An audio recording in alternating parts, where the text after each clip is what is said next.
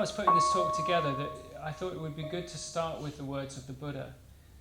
Some of you may have heard this before, but these are some words from the Dhammapada which I think are extremely relevant to why we would meditate. So these are the words of the Buddha. All experiences are preceded by mind, created by mind, and led by mind. Speak or act with an impure mind, and suffering follows like the cartwheel that follows the hoof of the ox. All experiences are preceded by mind, created by mind, and led by mind. Speak or act with a pure mind, and happiness follows like the cartwheel that follows the hoof of the ox.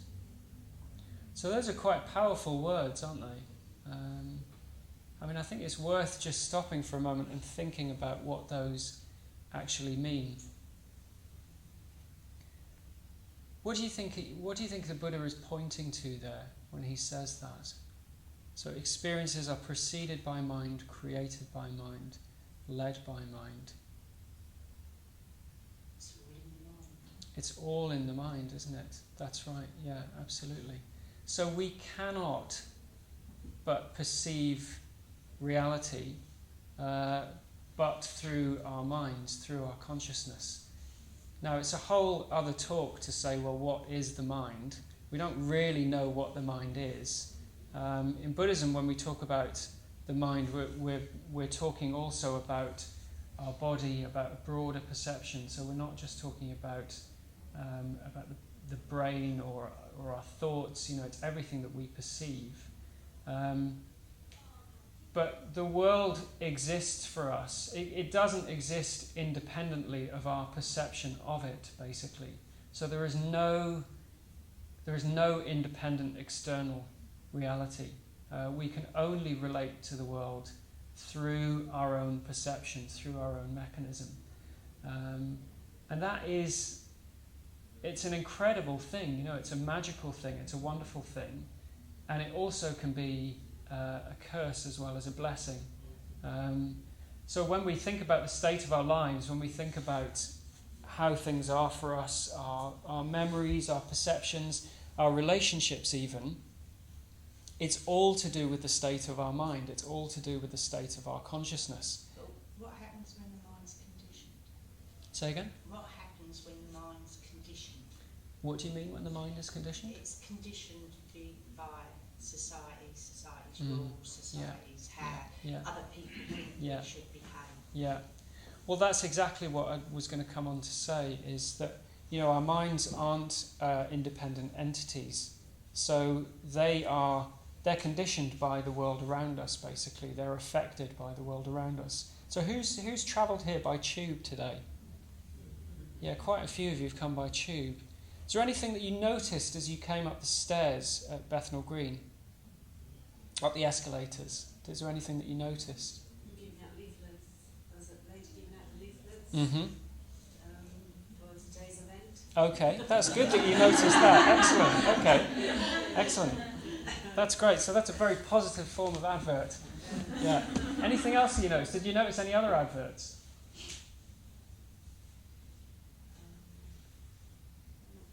No.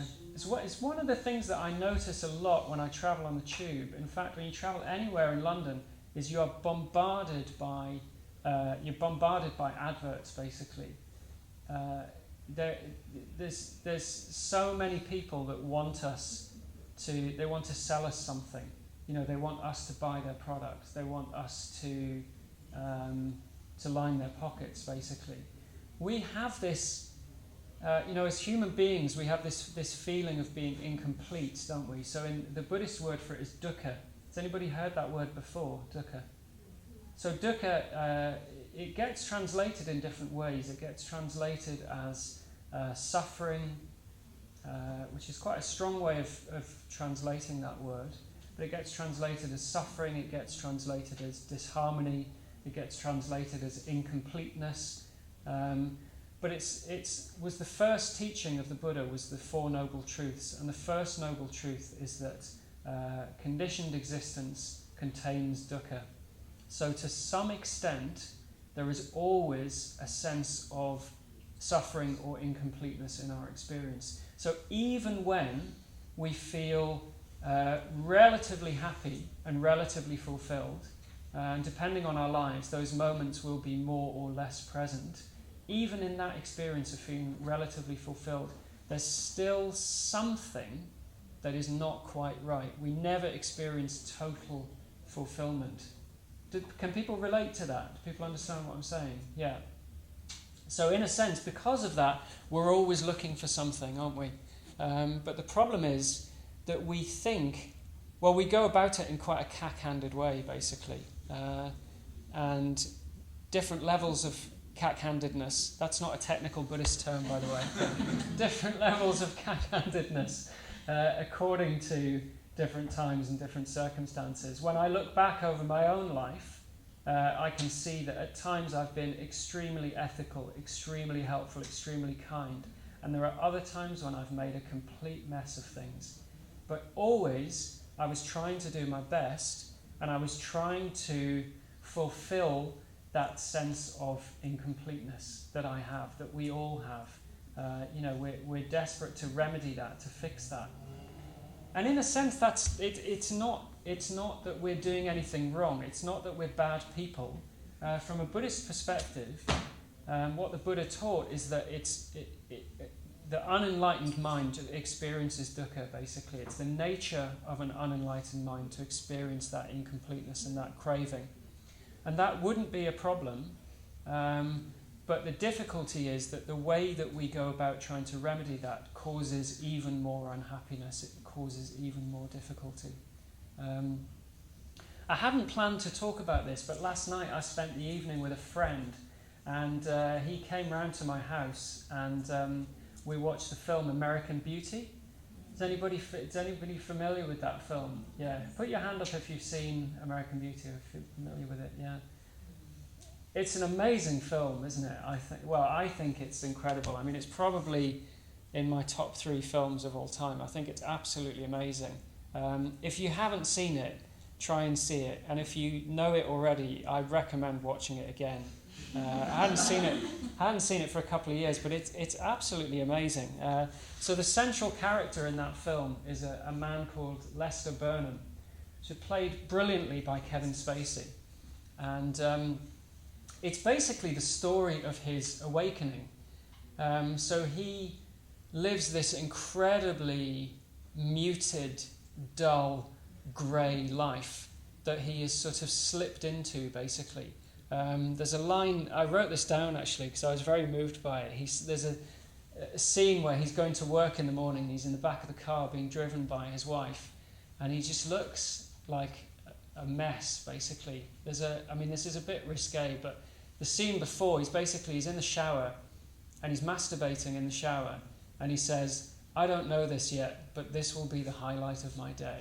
and he goes from that basically to being really late, and then he gets in the car and he's kind of half asleep, and he says, "I've lost something.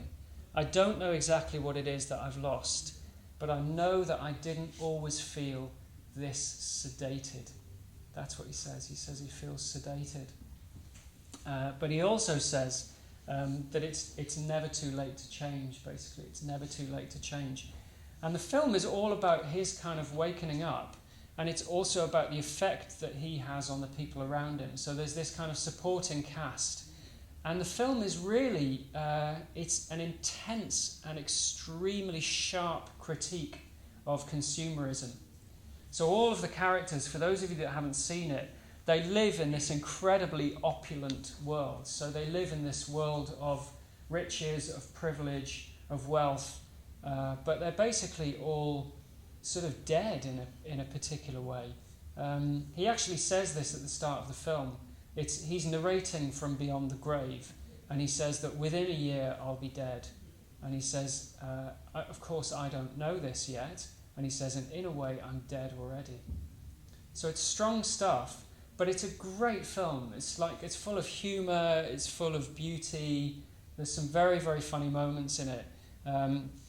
But what I noticed last night when I was watching it is, I personally found it extremely moving, because The first time I saw it when it came out was 1999, and I'd been meditating at that point for 2 or 3 years, I think, and I saw it in India, actually, in a small makeshift wooden shack that was kind of doubled as a theatre in a place called Dharamsala in India, which is kind of up in the mountains, and they showed this film. I saw it with a friend. It was very, very beautiful.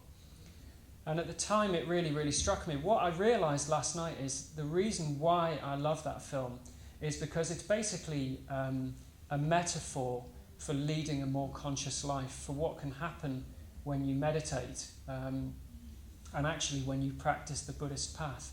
So it's very, very interesting that it goes through all these different stages. And what I noticed last night as well is that the film becomes gradually more sort of technicolor as the action progresses. So it starts off very kind of grey and dull. And because it's a Hollywood movie, the way he wakes up is that he falls in love with this younger woman, basically, and that kind of wakes up his senses. And there's a whole kind of drama around this. And, he has these dreams about this young woman, and at one point, in his dream, she kisses him, and he pulls this rose petal out from his mouth. And I think it's a really, really beautiful sort of metaphor for him rediscovering colour, rediscovering beauty, and the rose is sort of like a metaphor for that, really. So, as I said, because it's a Hollywood film, he falls in love with this younger woman. He also quits his job. He actually quits his job and then blackmails his boss for $60,000. So it's not totally ethical from a Buddhist perspective, but and he trades in his wife's car and gets this 1970 Pontiac Firebird car, which he says is the car that he always wanted to own, and then he sort of says, I rule. So it's basically like he's dead because of the life that he's living, because he's been seduced, as we all to an extent are, I think, seduced into this idea that things are going to make us happy, that a successful job is going to make us happy, that the right partner is going to make us happy, that the sports car is going to make us happy, the Italian upholstered sofa is going to make us happy. And there's a point in the film where he just begins to see through that, really. And he turns to his wife and he says, look, this is just stuff. It doesn't mean anything. It means nothing. And actually, he goes about behaving quite unethically. But interestingly, at the end of the film, he is killed. He's murdered. And he speaks from beyond the grave. And it's at that moment that everything comes together, I think. So he dies. He literally dies. And from beyond the grave, he can see the truth of his life. So he's not, before he dies, he's kind of woken up to a degree, but it's all very, very selfish and it's all very self-obsessed. After he dies, there's this lovely closing monologue, which always brings tears to my eyes, where he talks about how grateful he is for his life, and he talks about the things that he remembers, like lying on his back at Boy Scout camp, looking up at the stars, the skin on his grandmother's hands, and he says, I can't feel anything but gratitude for every moment of my stupid little life, which I think is really, really beautiful. It's actually choking me up a bit just thinking about it. But I think it's as I said, it's a metaphor for becoming more conscious, for becoming more aware. And in a sense, that's what we're trying to do with our lives when we practice the Buddha's teaching and when we practice meditation. So for those of you that were here for the last talk, Mahamani talked beautifully about the life story of the Buddha. And the Buddha was searching for truth, he was searching for meaning. And he looked in all of these different places and didn't find it. But eventually, through the practice of meditation, he gained enlightenment, he gained full awakening. And I think that word is very, very interesting, that he gained enlightenment, which means awakening. So the word Buddha actually means one who is awake. It means fully awakened one. And it's interesting, if we make a link then from Buddha back to Kevin Spacey, which has probably never been done before. He feels sedated, he feels asleep. And over the course of the film, he wakes up, and then he's totally awake, somewhat paradoxically, once he has died.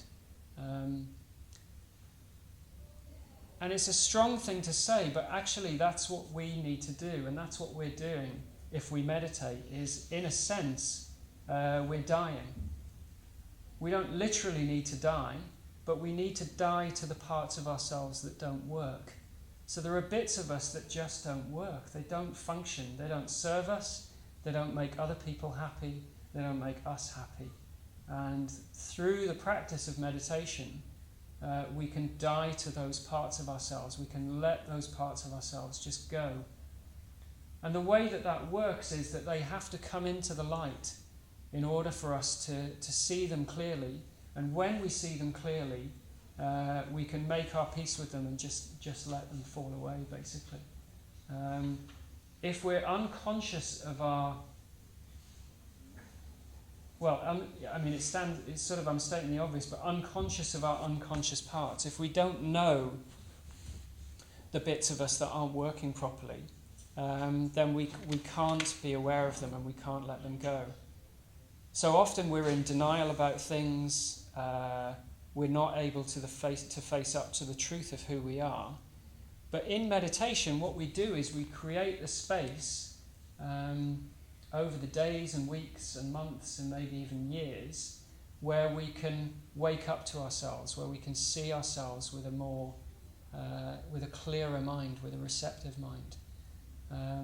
Because living in this city, for example, living in modern life, I personally think it's wonderful. I mean, I've lived in London for 20 years or so. I grew up in Northumberland, in the Scottish borders. And when I tell people that, they say, oh, it must have been wonderful, growing up in that beautiful countryside. Actually, I hated it. I couldn't wait to get to the big city. So I moved to Liverpool, then I moved to Calcutta, and then I moved to London. And I'm not one of those people that says, oh, London, isn't it awful, da-da-da-da-da.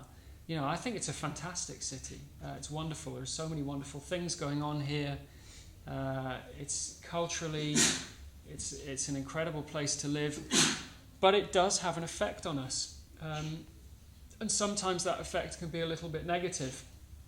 As I said, we're constantly bombarded with images, we're bombarded with noise, we're busy all of the time, we're running from place to place. I think actually just living in London probably burns more calories and energy than, it's a very, very intense lifestyle, isn't it? And that's fine as far as it goes, but if we don't give our minds the chance just to be quiet occasionally, just to be a little bit more still, then our sort of natural radiance and beauty and happiness that is innate in all of us, it's there in all of us, it doesn't get the chance to come to the surface. It comes to the surface very, very occasionally in certain circumstances, and it doesn't last. But by becoming more conscious of our own life through creating space and through creating more receptivity, what we can do is allow that sort of natural joy and happiness that's our birthright to come to the surface more and more and more for longer periods in our life. And the effect that can have is that it transforms us, and it also transforms our relationships as well. So it has an effect on the people around us. So it not only allows us to live lives that are more energized, more aware, more calm, but it also has an effect on the people around us as well. Often one of the things that I see is, it's a bit of a tangent really, but it's interesting that in the Buddha's life, one of the stories from the Buddha's life is that he left his family. He went forth into the homeless life, and he left his family, and he left his wife and his child behind. And I teach introductory courses to Buddhism and meditation, and often people have a real difficulty with that. They have a real problem with that, and they say, well, one thing that doesn't really make sense to me is, why did the Buddha leave his wife and family? And I think it's you can view it literally. Maybe it was literally true, but you can also view it as an image, as a metaphor for leaving behind the things that we feel are holding us back at that time, even if it means going back to them later on with a different mind and a different mindset. But my personal experience of practicing Buddhism and meditation is that it's only hugely improved my relationship with my friends and my family. I mean, I had quite a good relationship with my family anyway. I didn't have any particular trauma in that area. But my relationship with, say, for example, my mum, my sister, my close friends, it develops beautifully because, again, it's like I was saying at the start, we only experience those relationships through our mind. And when our mind improves, our world improves, and our relationships improve, and our experience of the world around us improves. And that can improve to an infinite degree. You know, there's no end to how much that can improve and how beautiful that can become. Did Buddha ever go back to his family? He did, actually, yeah. In fact, his wife and his son both became disciples of his after his enlightenment. So his son Rahula became a very, very close disciple of his. And his wife also became, she became ordained into she became a nun, basically. Yeah. So it's interesting, isn't it? That's a sort of a sort of coming full circle of the metaphor. But this gap that you mentioned, this being able to create a gap between our instinctual responses and our reactivity, being able to create that space of awareness, in a sense, that's what the Buddhist life hinges on, and that's what meditation hinges on. You don't need to be a Buddhist to practice meditation. And if you practice meditation over a long period of time, or just even regularly, I mean, as we've heard, people have been saying within 2 or 3 weeks, it starts to make a difference. That gap opens up.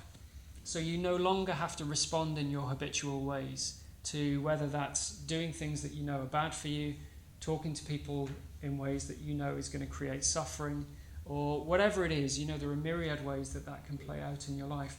That gap is a magic gift. It's a blessing. Because as human beings, we're pretty much unique in our capacity to have that self-awareness, to have that self-reflexiveness. Maybe some other animals have it, I don't know, extremely intelligent animals. But we are almost uniquely blessed as human beings that we have this self-reflexive consciousness, that we're not just aware, but we're aware that we're aware.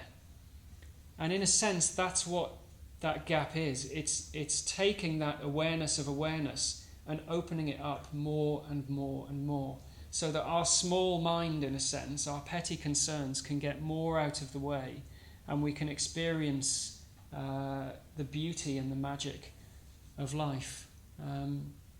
In a way, what you could say, meditation is actually just developing that self-reflexive awareness more and more and more. That's what it is, to describe it in a mundane way. But the results of that and the possibilities that opens up are phenomenal. They're absolutely beautiful. I'm going to finish up in a few minutes, and then I'll leave time for questions. But I just want to tell you just a short, very simple experience from my own life from a few weeks ago. One of the things that we encourage people to do here is to go on retreat. Because on retreat, you're putting yourself in conditions where it's easier to practice, basically. Because you're in a place where often you're meditating with other people, you're in a place that is quiet, you're away from your phone and your gadgets and your sort of concerns of the world and all the things that stop us from being quiet and peaceful. And so that's something that we encourage people to do. I was actually on a solitary retreat for 2 weeks. So I was up in a cabin in Snowdonia, and it's a very, very beautiful place. And I'd been up there for about a week and a half, and I had to go to the local village to get a couple of provisions. And I've been meditating a lot. I've been meditating for hours every day. And I was in this really, really beautiful place, and I walked across this little bridge over a stream. And suddenly I looked down, and there was this stream, and there was all this kind of algae in the stream. You know, like these sort of like little bits of almost like seaweed or something. And they were just kind of dancing in this really, really beautiful way. The light into the stream was absolutely exquisite.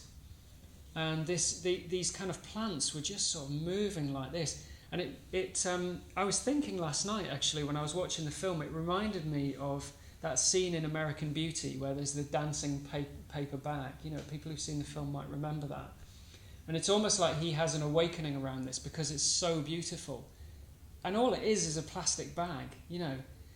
And in this stream, there was these kind of plants just moving like this.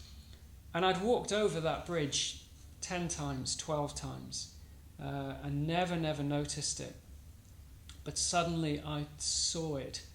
I saw how beautiful this little plant was. And it's exactly the same as it had always been. And in a way, there's nothing spectacular about it. But actually, it was incredible. And I think our lives are like that. We can't see how beautiful and incredible they are most of the time because our minds are just too full. They're dwelling on the wrong things. So what we're trying to do in meditation is create more space where we can just be one with that beauty and be present to our lives. And I think to not do that is a tragedy, really. Because we have the technology to do it, we know how to do it, it's just a case of doing it. And when we do it, we can experience our lives in a way that we've never experienced them before. So I hope that's encouraged you a little bit. There'll be some sessions later on this afternoon, as I said, where you can learn to meditate, but that's just a little bit of a taster and some talking about it, some dancing about... No, it wasn't dancing about architecture, it was cycling about cake making. Yeah, okay. So there's a few minutes. I don't know if people have questions or comments or...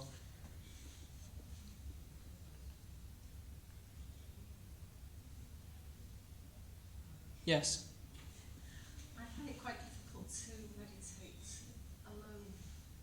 If I'm in a group and I find advice on the group, I can do it much better. I've just started doing meditation in a group about a week ago.